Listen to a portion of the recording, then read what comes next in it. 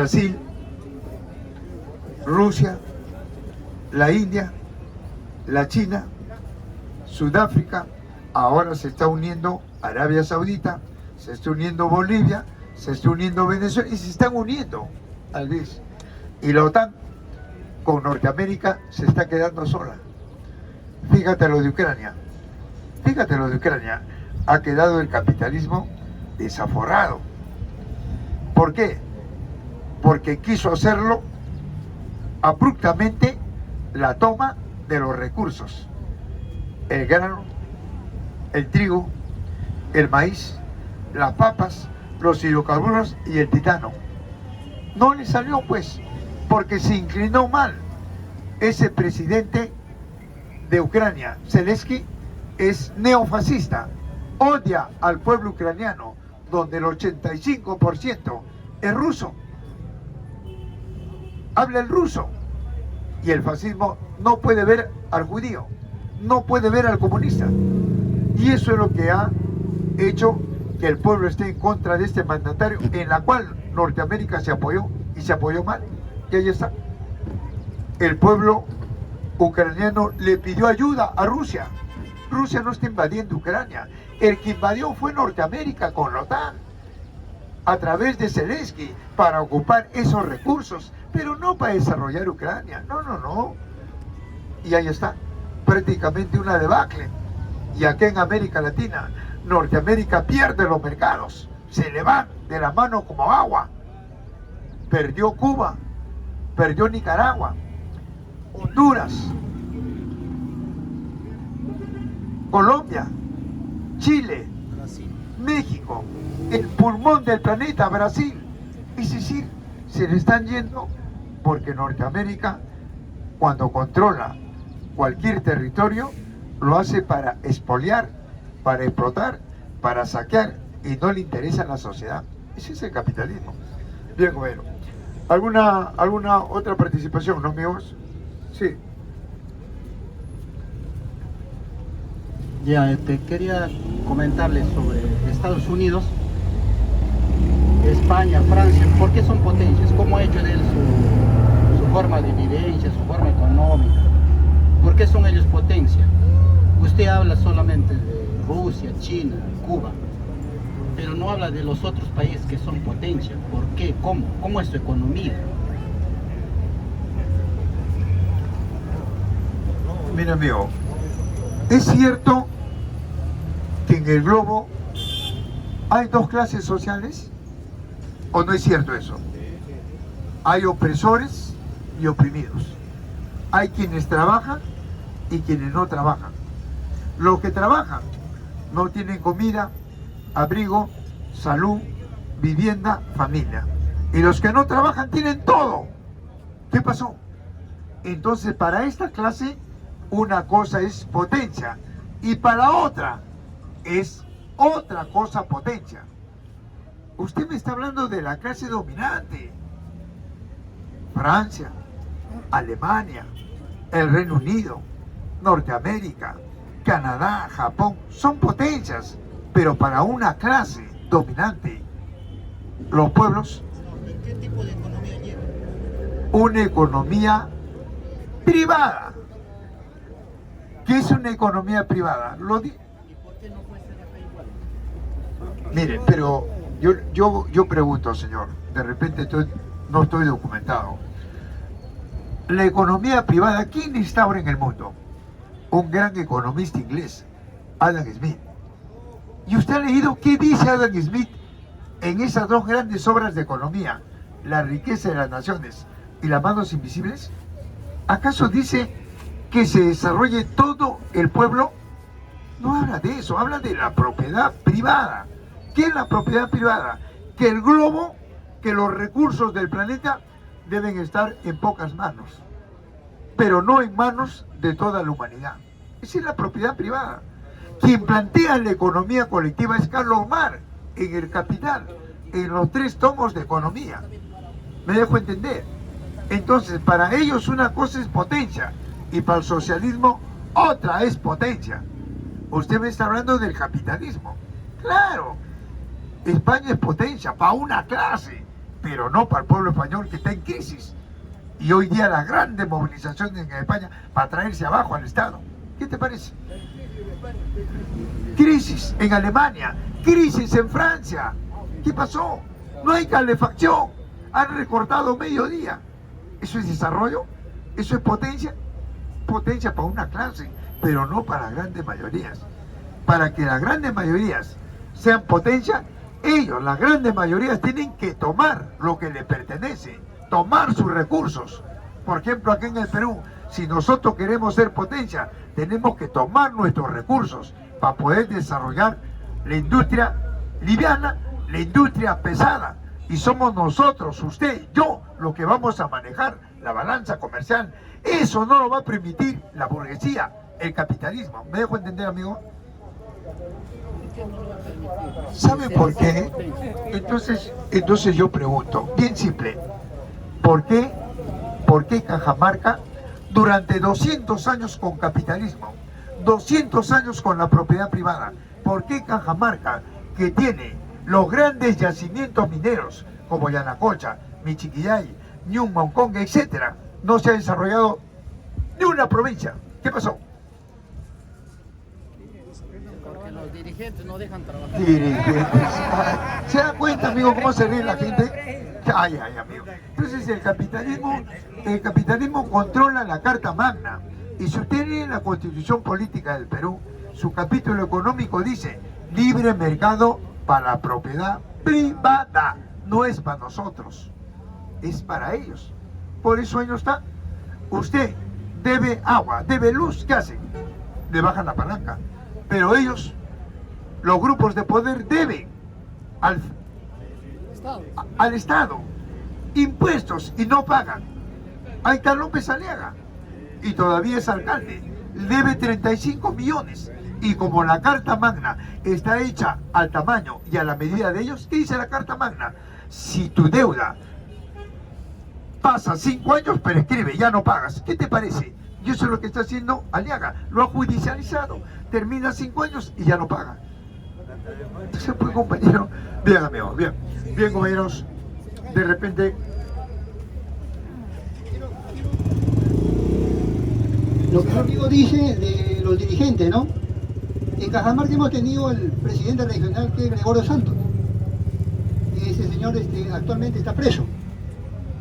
¿Ah? Entonces, ¿qué pasó con Gregorio Santos, amigo Jaime?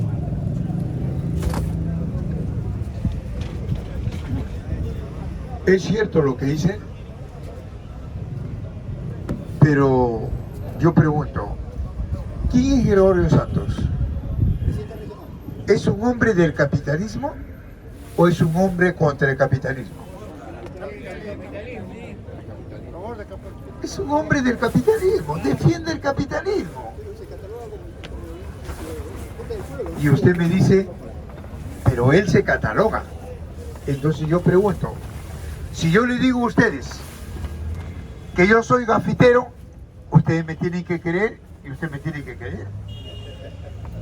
Si yo digo que yo soy un científico o un mago, usted tiene que creerme porque yo lo digo. A mí me va a investigar. Y a Gregorio Santos nunca fue comunista, pues, compañero, nunca. ¿Por qué? Porque... Sí. Porque su organización... Sí, un ratito, pues, compañero. Habla de Gregorio Santos, pero no habla de... Sí, pero un ratito, papi. Bien. Entonces, Gregorio Santos es un hombre de izquierda. Y la izquierda en el mundo surge en el Parlamento burgués francés, defendiendo la propiedad privada y desarrollando la industria. ¿Quién lo dice? El que dirigió la Revolución Francesa, el incorruptible Maximiliano de Robespierre.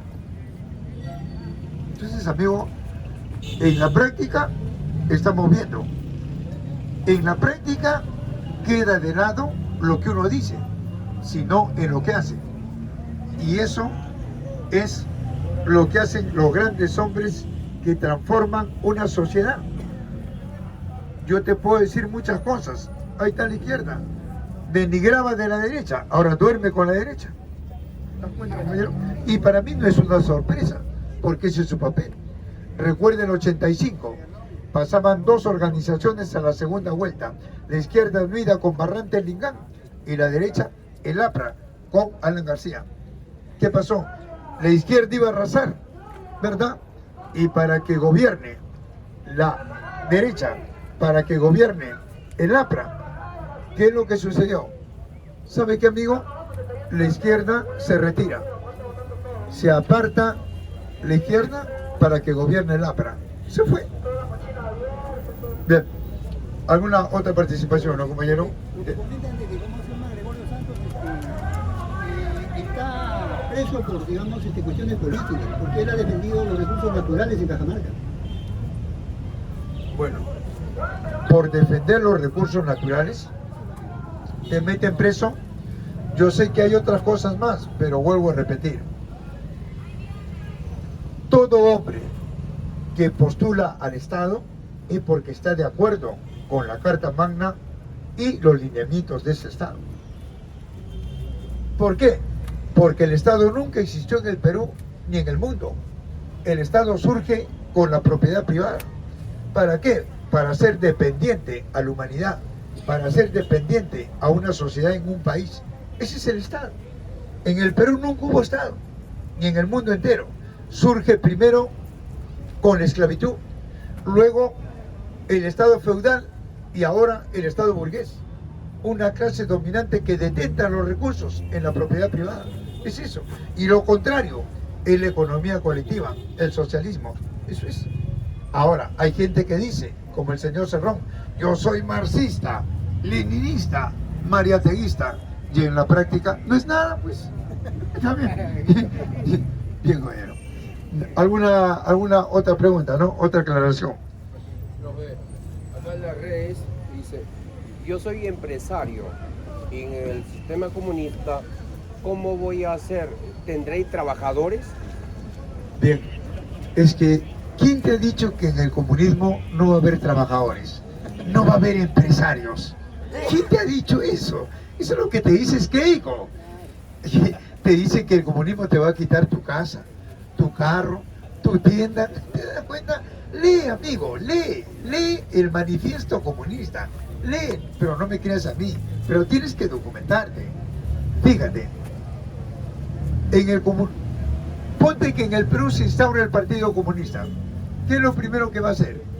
Desarrollar la micro, la industria liviana y la industria pesada. Eso no lo va a permitir el Estado. El capitalismo no va a permitir que el cajamarquino desarrolle con los yacimientos de oro la industria liviana pesada. No va a permitir eso. No va a permitir el capitalismo que Loreto desarrolle la industria con el caucho, la madera, el petróleo. O Puno no va a permitir el capitalismo, porque el capitalismo lo que quiere es la materia prima para que allá sus trabajadores explotados le coloquen el valor agregado y ellos le pongan el precio y lo lancen a nosotros para comprarlo. Eso es, pues, compañero. Entonces, ahí no está Castillo, que no es comunista y que quiso trabajar con una nueva ley agraria, con una nueva ley. Hicieron un cargamontón y lo sacaron. Fíjate, amigo. Entonces, compañero, el comunismo es desarrollo. Una vez que el Partido Comunista industrializa y le va a costar una guerra, el segundo paso es el socialismo. Es decir, que las empresas van a ser controladas por los trabajadores. Y luego viene el comunismo, donde ya no hay Estado, ya no hay clases sociales, y donde el hombre ya no explota al hombre, sino a la naturaleza. Y eso es lo que queremos, pues. Queremos que nuestros recursos estén en nuestras manos para poder desarrollarlos. ¿Ya, compañero? Bien. ¿Alguna otra participación? Sí. Y estos son, ahí están los documentos, ¿ya, compañero? Ahí está. No, ahí está Velasco, muchos compañeros que defienden Velasco, pero no lo saben defender porque no lo han leído. Ahí está donde parto yo. ¿De dónde parto yo? Yo te digo la verdad, yo parto de acá. Materialismo histórico, materialismo dialéctico. 1844, Calomar y Federico Enes. Ahora bien, ¿quién puede refutar esto? Intercambiamos ideas. De repente tú has leído otras obras, intercambiamos ideas. Pero tienes que leer esto para contradecir o no. Así es, pues, compañero. Si yo quiero contradecir algo, tengo que leer, pero yo no me voy a dejar de cuentos que me dicen en la esquina, hoy esto es así, y repito acá, no compañero, documéntate por amigo, ¿qué es materialismo histórico? Otros dicen, el comunismo es una teoría, y yo le pregunto, a ver, demuéstrame que las 3 fuentes y las 3 partes integrantes del comunismo es una teoría, demuéstrame, y no sabe qué son las fuentes. Demuéstrame que el materialismo histórico y dialéctico es una teoría, demuéstrame, no han leído, ¿te das cuenta, amigo? Por ejemplo, el materialismo dialéctico, ¿qué es? Las leyes que rigen en la naturaleza. La primera ley, el cambio y el movimiento, ¿es una teoría? Todo cuerpo está en cambio y movimiento. Entonces no hables tontería, pues hijo. No repitas lo que escuchas en la cantina, en la esquina, no repitas. Lee, documéntate, amigo. La segunda ley de la dialéctica, la segunda ley de la física, la acción recíproca, que nada está separado de nada, que el universo es un compacto infinito que evoluciona en función de la tercera ley. ¿Cuál es la tercera ley? La interacción de cuerpos opuestos, que todo está en guerra, la paz no existe. Y la cuarta ley, la ley de las transformaciones. Yo te pregunto, ¿eso es una teoría? Entonces, compañero, por eso cuando vienen acá, yo les pregunto y se molestan o se van. ¿Qué es el materialismo histórico? Las leyes que rigen en la sociedad. ¿Cuáles son esas leyes? La sociedad primitiva, que duró 100.000 años, la sociedad esclavista, que duró 5.000, la feudalista, que duró 1.000, y ahora esta capitalista, que tiene más de 200. A eso se llama materialismo histórico. Y para que uno pueda intercambiar ideas, tienes que documentarte, y no como dice ahora el capitalismo, la derecha. ¿Qué dice? Olvídate de lo que pasó, háblame de acá para adelante. ¿Quieres ser tú un hombre que emprendas? ¿Quieres emprender? Ocúpate de acá para adelante. ¿Qué te está diciendo con eso? Que a tus hijos ya no los mandes a un claustro universitario. Tíralo con el chancho, carajo, ¿te das cuenta? Ya no te ocupes por lo demás. Ya murieron esos. Y hay gente que repite. Señor, pero ¿para qué vamos a ver atrás? De acá para adelante. Bien, compañero. Bien, amigos. Bien, ahí lo pueden ver. Ahí están las primeras culturas en el Perú. Ahí está el manual de ciencias políticas, que es el neoliberalismo, que es el fascismo, ¿no? Ahí está también las empresas más peligrosas en el Perú, ¿no? La comida que envenena, ¿no? Escuela sindical, ¿no? Crisis del capitalismo, etc. ¿Por qué Rusia no llegó a ser socialista? Rusia no llegó a ser socialista, ¿ya, compañero? Bien, revísenlo, véanlo, ¿ya, amigo? Y de repente hay alguna pregunta, hágala, compañero, ¿no? Intercambiamos, sí.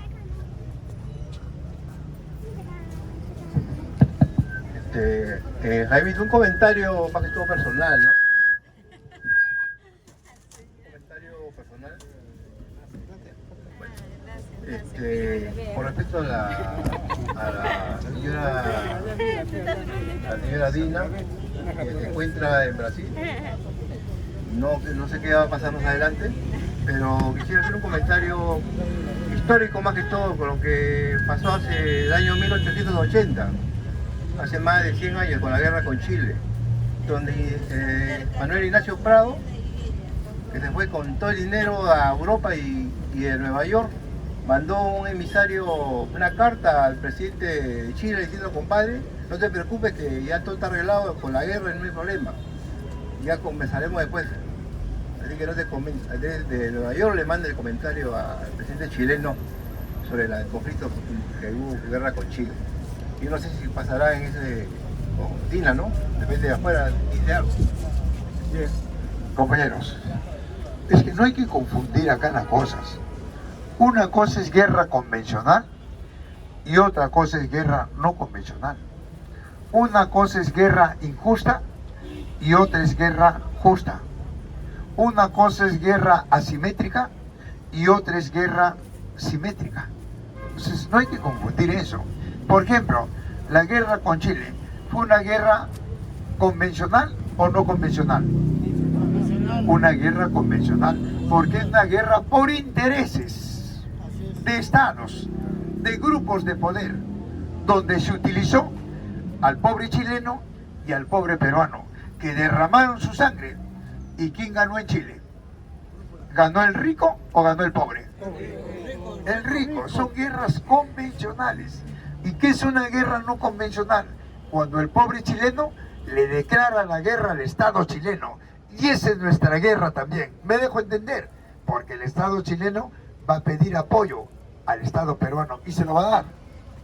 La burguesía entre ellos se cuidan, se interlazan, y así los pobres también. Entonces, mucho cuidado con las guerras convencionales y no convencionales, ¿ya amigo? Por ejemplo, si el pueblo chileno le declara la guerra al Estado chileno, ¿para qué le declara la guerra? Para recuperar sus recursos, el mar, los minerales, que está en Chile, para toda la sociedad, ya no para el Estado chileno. Igual acá, si el pueblo peruano le declara la guerra al Estado peruano, es para recuperar nuestros recursos, para que Puno se desarrolle con sus recursos, para que Loreto se desarrolle con el caucho, la madera, el petróleo, la micro, la mediana, la gran industria.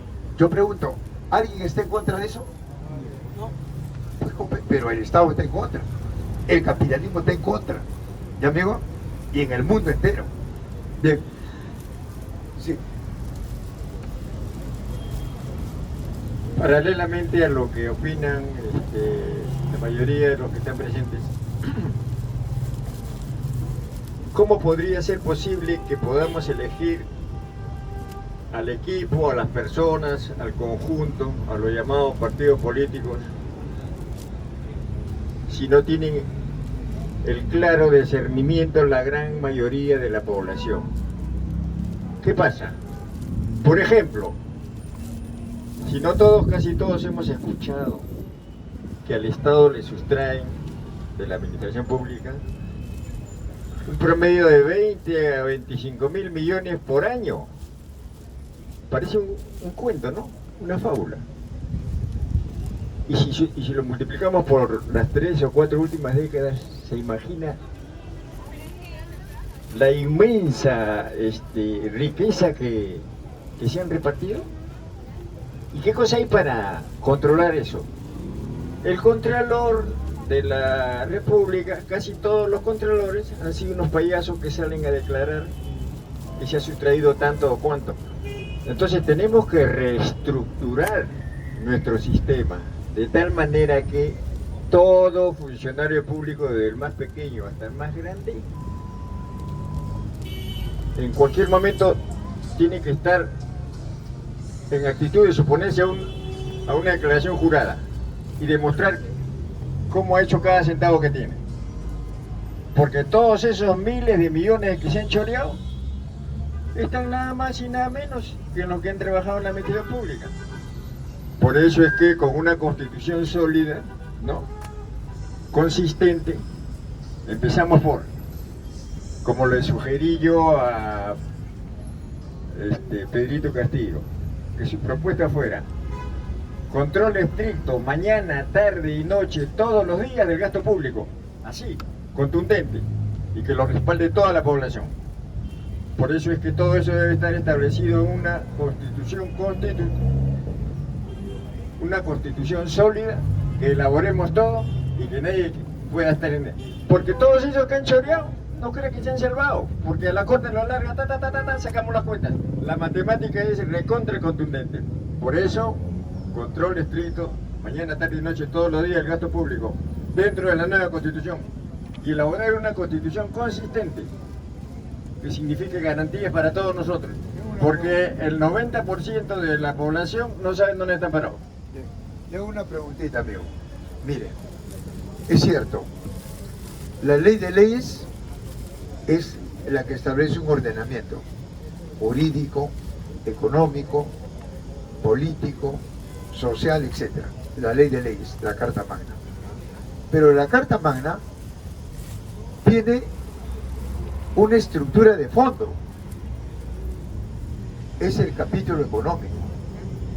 Y el capítulo económico de la Carta Magna no ha cambiado.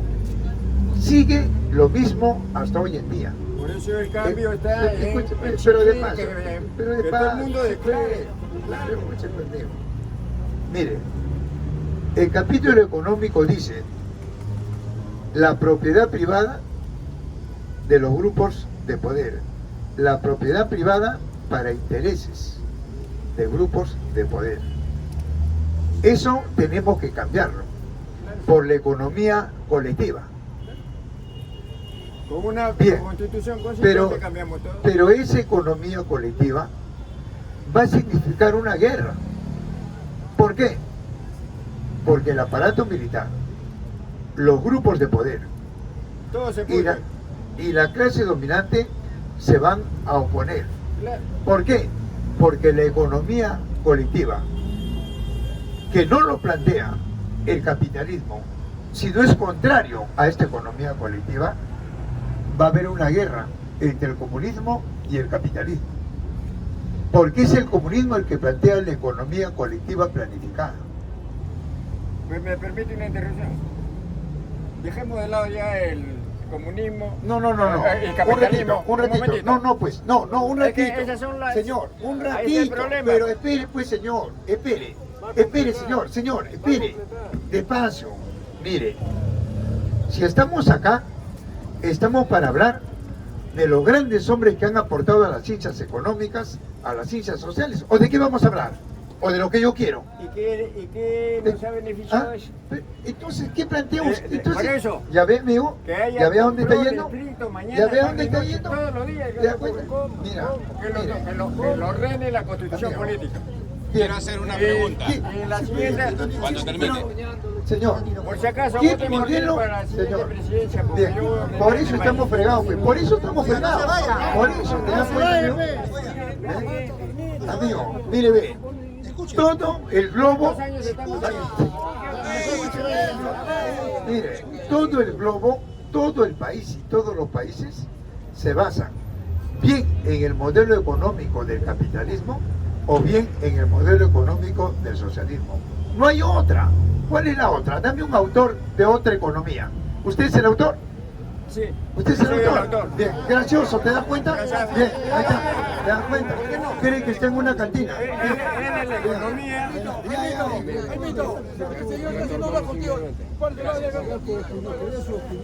Buenas tardes. Quiero hacer una pregunta fundamental para romper el hielo. Yo he pasado 6 o 7 oportunidades por esta plaza y lo he visto hablar. Elocuente, con sabiduría, encadena las palabras, las ideas. ¿Usted por qué no da un paso adelante e interviene como parte fundamental para el desarrollo y el cambio en beneficio de la sociedad? Bien. Mira, amigo, es una cuestión personal, ¿verdad? Bien. Mira, amigo, lo que acá tocamos es problemas de sociedades. De repente yo he dado ese paso, pero dime, eso tiene que involucrar a la sociedad. Y al estar acá, estoy haciendo algo, como dice un gran filósofo, darle al pueblo el tiempo y la voluntad que tú desees. O sea, yo estoy haciendo acá un aporte, de repente con limitaciones, pero lo estoy dando a conocer. Peor sería que yo tenga acá lo que he leído y no lo dé a conocer. Yo lo doy a conocer, me dejo entender. Y creo que ese es un pequeño aporte. ¿Para qué? Para que ustedes lo pongan, no, en la asamblea y lo discutamos, si es bueno o es malo. Entonces, yo si vengo acá, vengo, amigo, a aportar lo poco que he leído, nada más. Y en mi barriada hago lo mismo, aporto lo poco que he leído en un marco organizativo. Y yo sé que es organización. ¿Por qué? Porque acá viene gente, no, y dice que porque se da una vuelta en la Plaza San Martín, ya se están desarrollando. Mucho cuidado, amigo, mucho cuidado. ¿Sabe qué? La derecha también se moviliza. Y la derecha no sale a movilizarse, sino utiliza pobres para que se movilicen. Y los pobres no saben, porque no están esclarecidos. Vienen acá, oiga, amigo, y empiezan a esclarecerse. 2. ¿Sabe dónde está la organización? en tu centro de trabajo, en tu centro de estudios, en tu barriada. Ahí está la organización. Yo pregunto acá, ¿alguien es dirigente en su barriada, en un asentamiento humano? ¿Alguien dirige una organización vecinal? Entonces, amigo, si no hacemos eso, ¿cómo podemos criticar? Entonces, compañero, y acá hay gente que es dirigente, acá hay dirigentes laborales, hay dirigentes del campesino, yo ya he conversado con ellos. Entonces, amigo, no hay que confundir. Cuando uno viene a esta plaza, viene a hacer conferencias, viene a intercambiar ideas, analizar los países. Y cuando estás en tu barriada, ahí haces el trabajo organizativo. ¿Me dejo entender? Ahí forjas, un amigo, ¿no? Y atraviesas de un marco económico a un marco político y luego ideológico. A eso se llama línea de masas. ¿Ya, amigo? Bien. ¿El compañerito? Bien, bien, bueno. Dígame. Bien. De repente, otra participación, ¿no, compañero? ¿Sí? ¿O alguna otra pregunta? Sí. ¿Podrías hablar algo sobre el problema que está pasando en África? Bueno, ya lo hablamos 2 veces. Mira, amigo, una cosa es lo que quiere el pueblo y otra cosa es lo que quieren los militares. Los militares no están contra el Estado. Ni un militar está contra el Estado. Los militares en el mundo defienden el Estado. ¿Y qué es el Estado? Un instrumento del capitalismo que tiene una vanguardia, que justamente son los militares. 2. Esos militares le están negando también la injerencia del Occidente y de Norteamérica. Ese es el conflicto que se está armando. ¿Por qué? Por los recursos. Entonces, ¿quién es el que debe tener la razón? El pueblo. El pueblo tiene que tomar sus recursos. Esa es la salida. Pero no las Fuerzas Armadas, ni tampoco el Occidente, ni tampoco Norteamérica. ¿Ya, amigos? Bien. Bien, amigos. Otra participación, ¿no? Sí. Y hay compañeros que de repente desean ver un documento, lo ven ya. Ahí está el manual de ciencias políticas. Acá hay un documento, cómo se debe estudiar, aprender, saber leer, escuchar. Un documento de la San Marcos. Ahí está la gran polémica de Mariátegui.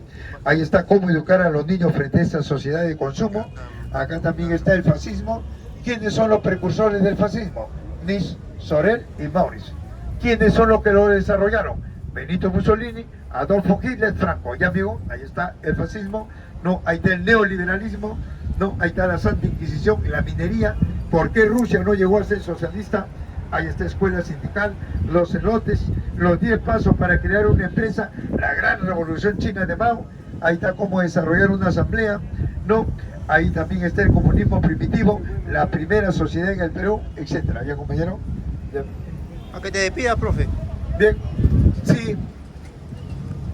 Quiero saludarlos a todos nuestros seguidores y a todos los pueblos del mundo, al pueblo árabe, al pueblo africano, al pueblo europeo y a todos los pueblos que seguiremos con esta cultura progresista, dando a conocer al frente interno y externo lo que no dice esta prensa, lo decimos acá, cosas que atañen fundamentalmente a las grandes mayorías.